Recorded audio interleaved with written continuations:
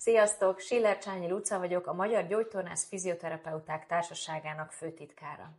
Sziasztok, Vizsi Maja vagyok, a Gyógytornász Társaság Kommunikációs és Marketing Bizottságának vezetője. Mi fogjuk nektek bemutatni a társaság új honlapját.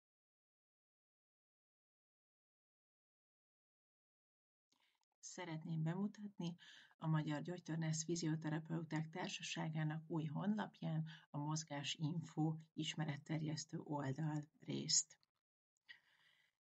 Ezt az oldalrészt azért hoztuk létre, hogy a jövőben itt a laikusok számára tölthessünk majd fel különböző gyógytornával kapcsolatos, diagnózisokkal kapcsolatos, problémákkal kapcsolatos cikkeket, tájékoztató anyagokat.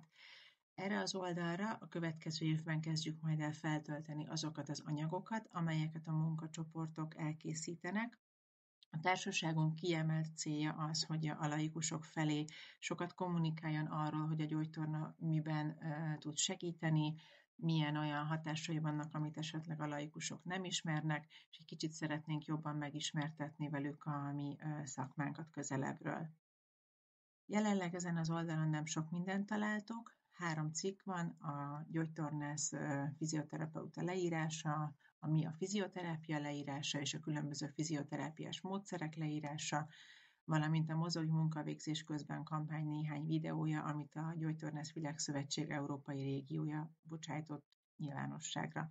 Ide is felhelyeztük az Instagram oldalt, hogy át lehessen könnyen kattintani majd a laikusoknak is a jövőben.